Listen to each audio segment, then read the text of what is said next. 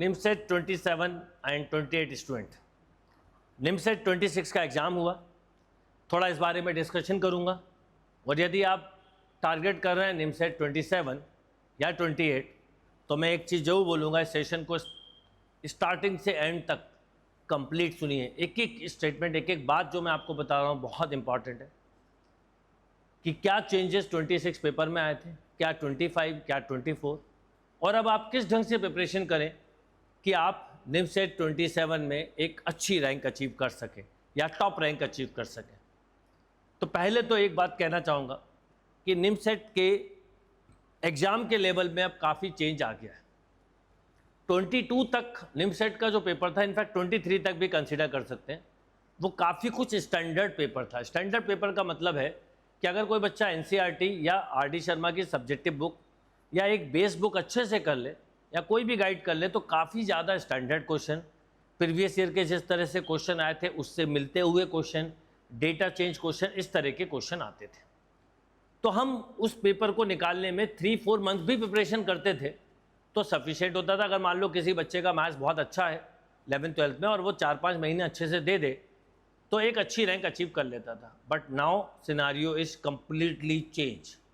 अब क्या हुआ है, 25 का पेपर जैसे अनएक्सपेक्टेड था, डिफ़िकल्ट भी था, नए क्वेश्चन थे, तो 26 का पेपर अलग ढंग से था, लेंदी था, डिफ़िकल्ट था, नए क्वेश्चन थे, क्वेश्चन अंडरस्टैंड करने में भी प्रॉब्लम जा रही थी। इस तरह के पैटर्न को नॉर्मली जेई फॉलो करता है। यानी अब अगर हम समझें तो निमसेट जो है वो जेई पैटर्न पे मूव कर रहा है। और ऑनेस्टली स्पीकिंग, मैं हर बच्चे से एक चीज़ पूछता हूँ, 25 के बाद पूछता था कि एक बार बताओ जेई का बच्चा जेई क्वालिफाई करने में कितना टाइम लेता है, तो मुझे हर बच्चा एक ही जवाब देता था, सर नॉर्मली जेई के लिए स्टूडेंट 10th से प्रिपरेशन करते हैं तो 10th, 11th, 12th में 3 साल में निकाल लेते हैं, या कुछ बच्चे 11th में करते हैं तो सर 1 साल का ड्रॉप। यानी जेई के क्वालिफाई करने के लिए वो 3 ईयर का टाइम लेते हैं। और मैं ये क्वेश्चन इसलिए पूछता था कि जब निमसेट का लेवल बढ़ गया है तो निमसेट के लिए एटलीस्ट 1 ईयर तो दो। पर मोस्ट ऑफ द स्टूडेंट की सर वो हो सकता है 25 का ही पेपर ऐसा आया, नहीं तो हम तो 6 मंथ भी काफ़ी होते हैं। But now time is change. यदि सीरियसली आप निमसेट को टारगेट कर रहे हैं और निमसेट को अच्छी रैंक के लिए टारगेट कर रहे हैं कि मैं एनआईटी ही जाऊं, हो सकता है आप आईआईटी के समय आईआईटी क्वालिफाई ना कर पाए या आपका आईआईटी एनआईटी में जाने का ड्रीम पूरा नहीं हुआ।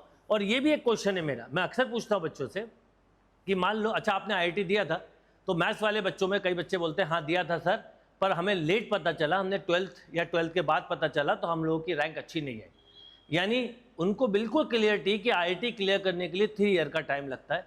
तो बच्चों आप एक बार बताओ कि निमसेट का पेपर अगर उसी पैटर्न का जो आप मानते हो तो इसके लिए एटलीस्ट 1 ईयर तो लगेगा, 1 ईयर तो कम से कम लगेगा। अगर 2 ईयर देते तो बहुत अच्छा है। इसीलिए मैंने बोला कि अगर आप 28 को टारगेट कर रहे हैं तो 2 ईयर का समय अपने आप में सफिशिएंट है, पर 1 ईयर भी कम नहीं होता, क्योंकि आईआईटी में 3 अलग अलग सब्जेक्ट होते हैं, फिजिक्स, केमिस्ट्री, मैथ्स।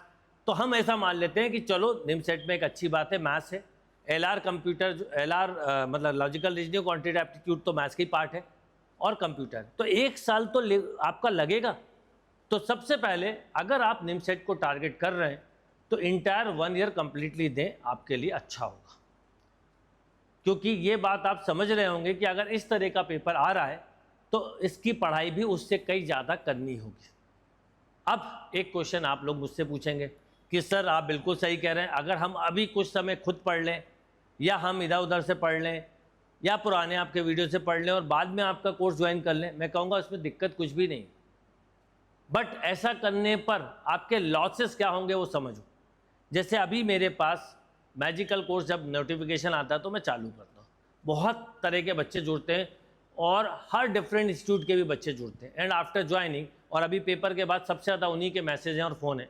इनफैक्ट कई बच्चों ने तो वीडियो बना के भेजा कि थैंक्स सर कि आपने जो मैजिकल में चीज़ें बताई और जिस ढंग से आपने टेस्टिंग ली, और स्पेशली वो 31 टेस्ट, उनसे बहुत कुछ सीखने को मिला। आपकी टेक्निक बहुत अलग है, इम्पिटस का ओवरऑल कंटेंट बहुत अलग है, लोग उसको कॉपी करते हैं। हमसे गलती हुई, अगर हम पहले करते तो अच्छा होता।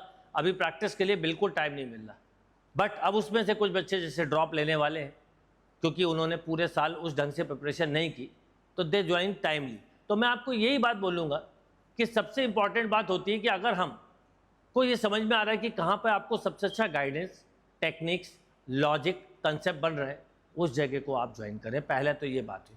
तो अब बात आती है कि अब हमें क्या करना पड़ेगा। अगर निमसेट 26 को देखें, सर 27 में कहीं इससे खतरनाक पेपर आ गया, मैं कहता हूँ इससे डबल खतरनाक आ सकता है, तैयारी रखिए।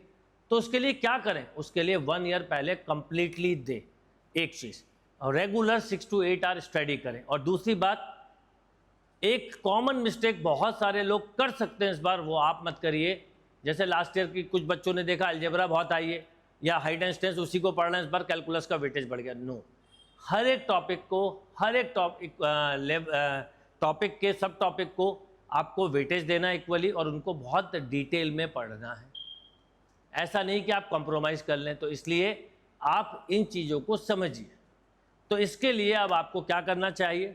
तो अच्छा, दूसरा पेपर का जब लेवल टफ होता है, जैसे हमें लंबी जंप लगानी है तो हमें पीछे से दौड़ना पड़ता है ना, जितने पीछे से दौड़ोगे उतनी लंबी जंप।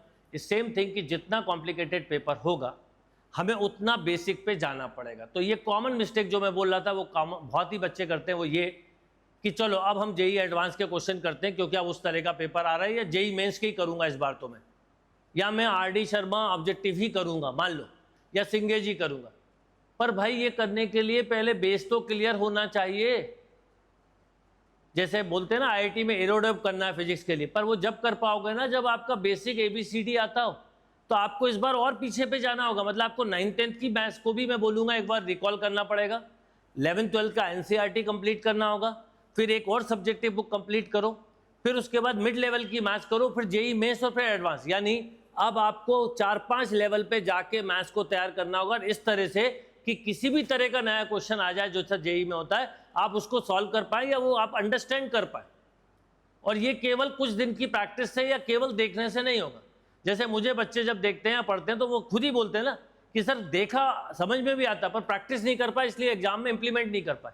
तो आपको ये सबसे ज़्यादा करना होगा, इस बात को आप दिमाग में रख लो, क्योंकि अगर आपने ये नहीं किया बेटा तो आपके लिए मुश्किल आ सकती है, राइट? तो इस बात का दिमाग रखें। अब बात करते हैं कि इम्पीटस गुरुकुल इसमें किस तरह से हेल्प करेगा। इम्पीटस गुरुकुल हमेशा बहुत ज़्यादा एकदम अपडेट रहता है और इमीडिएटली चीज़ों को न्यू तरीके से डिज़ाइन करता है। जैसे अभी जो पेपर हुए थे उन पेपर से बच्चों को एक चीज़ समझ में आ गई थी किस तरह से करना, पर अब जो बच्चे मेरे ख्याल से पढ़ने वाले हैं, जुड़ने वाले हैं, उनको मैं बता दूं कि शिखर 2.0 और देहर बैच 10 जून से स्टार्ट होगा। 10 जून को इंट्रोडक्शन क्लास है, 11 जून से उसकी क्लास स्टार्ट होगी। और इसमें मैं आपको पहले 0 लेवल, फिर फर्स्ट लेवल, फिर सेकंड लेवल और फिर जेई मेंस और एडवांस लेवल पे ले जाऊंगा। और जब हम इधर से लेके उधर तक जाएंगे, नीचे से ऊपर तक, तो इसका मतलब है हम राइट ट्रैक पे जा रहे हैं। इस तरह से आपकी रैंक पॉसिबल हो सकती है अच्छी। और यही काम, अब इतने डिटेल में जाने के लिए टाइम चाहिए होता है।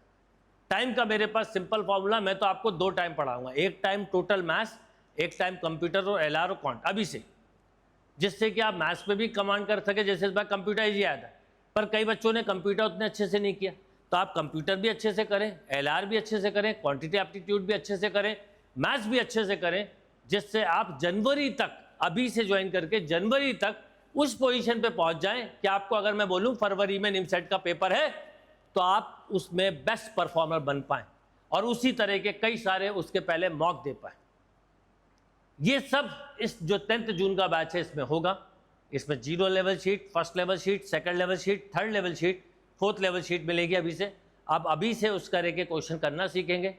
Full paper, topic wise paper, मतलब मैं आपको इतना बोल सकता हूं कि लगभग आप 500 से 600 के आसपास तो केवल टेस्ट देंगे, असाइनमेंट इतने ही देंगे, इसके अलावा टॉपिक वाइज टेस्ट देंगे, और सब कुछ इतना होगा कि आपको कुछ और नहीं करना होगा।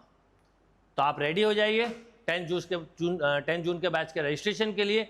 अगर किसी तरह का कोई डाउट है, कोई क्वेश्चन है, और 28 वाले बच्चे देहर बैच के लिए, तो डिस्क्रिप्शन में जो नंबर है आप उस पर कॉन्टैक्ट करो या मुझे आप डायरेक्ट मैसेज करो, मैं आपसे बात करूँगा। बट समय रहते हुए सही एक्शन रहना है, राइट? Thank you.